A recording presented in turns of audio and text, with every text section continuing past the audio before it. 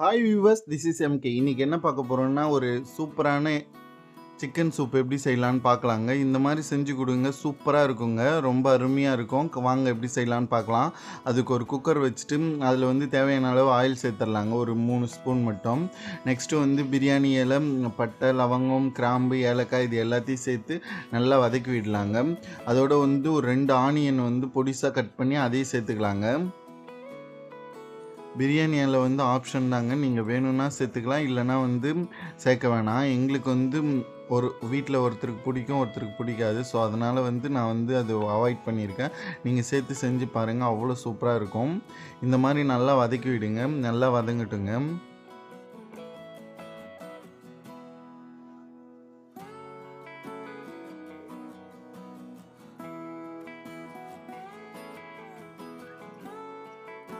நல்லா வதங்கணுங்க. ஆனியன் வந்து இந்த அளவுக்கு நல்லா வதங்கி வரட்டும். நெக்ஸ்ட்டு இதோட வந்து ஒரு ஸ்மால் சைஸ் வந்து தக்காளியை வந்து பொடிசாக கட் பண்ணி அதையும் இதோட சேர்த்துக்கிறேங்க. சேர்த்து நல்லா வதக்கி விடலாம். நல்லா வதங்கட்டும். தேவையான அளவு இஞ்சி பூண்டு பேஸ்ட் சேர்த்துக்கலாங்க. நான் ஒரு 1.5 ஸ்பூன் வந்து சேர்க்குறேன். 1/2 kg சிக்கனில் வந்து நான் வந்து எலும்பை மட்டும் தனியாக எடுத்து வச்சுருக்கேங்க. ஸோ சூப்புக்காக. அதனால் அது மட்டும் ஒரு 1/4 கிலோ அளவுக்கு வரும். ஸோ அதை மட்டும் நான் வந்து அதுக்காக 1.5 ஸ்பூன் வந்து இஞ்சி பூண்டு பேஸ்ட் சேர்த்துருக்கேன். தேவையான அளவு மஞ்சத்தூள் சேர்த்துக்கலாங்க. சேர்த்து நல்லா வதக்கி விடுங்க. நல்லா வதங்கட்டும். அடி பிடிச்சிடாமல் நல்லா வதக்கி விடுங்க இந்த மாதிரி.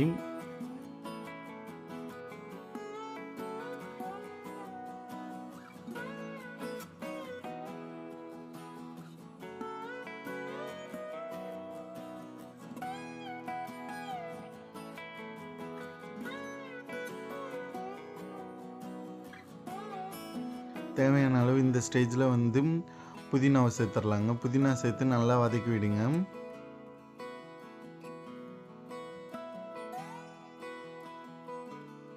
அவ்வளோதாங்க. இப்போ வந்து நம்ம வாஷ் பண்ணி வச்சுருக்கோம் எலும்போடு சிக்கன், அதை வந்து நம்ம வந்து சேர்த்துக்கலாம். இந்த எலும்போடு சிக்கனை வந்து ஏன் சேர்க்குறோன்னா, டேஸ்ட் வந்து அப்போ தாங்க சூப்பராக இருக்கும். ரொம்ப கறியை மட்டும் நம்ம யூஸ் பண்ணோம்னாக்கா வெறும் சக்கையாட்டம் இருக்கும். போனில் இருக்க எந்த வந்து ப்ரோட்டீனும் நம்மளுக்கு கிடைக்காதுங்க. ஸோ அதனால் எலும்போடு இருக்கிறத மட்டும் நம்ம சூப்புக்கு வந்து சேர்த்துக்கலாம்.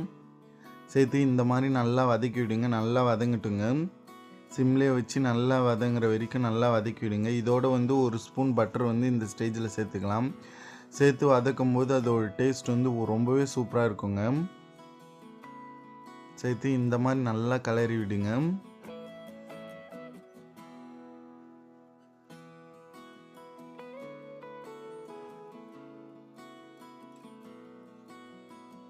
ஒரு ஸ்பூன் வந்து பெப்பர் சேர்த்துக்கலாங்க. ஒரு ஸ்பூன் வந்து மல்லி பவுடர் சேர்த்துக்கலாங்க. ஒரு ஸ்பூன் வந்து ஜீரா பவுடர் சேர்த்துக்கலாங்க. தேவையான அளவு காரத்துக்கு ஏற்ற மாதிரி வந்து சில்லி பவுடர் சேர்த்துங்க. நான் ஆல்ரெடி வந்து பெப்பர் சேர்த்ததால சில்லி பவுடர் ரொம்ப கம்மியாகவே சேர்த்துருக்கேன். சேர்த்து நல்லா இந்த மாதிரி மிக்ஸ் பண்ணி விடுங்க. இது ஒரு 2 மினிட்ஸ் மட்டும் அப்படியே இருக்கட்டுங்க. நல்லா இந்த மாதிரி மிக்ஸ் பண்ணி விட்டு மசாலா மட்டும் வந்து அந்த பச்சை வாசனை போகிற அளவுக்கு வந்து இருந்தால் போதும். இப்போ வந்து ஒரு சொம்பு தண்ணியை வந்து நான் சேர்த்துக்கிறேங்க.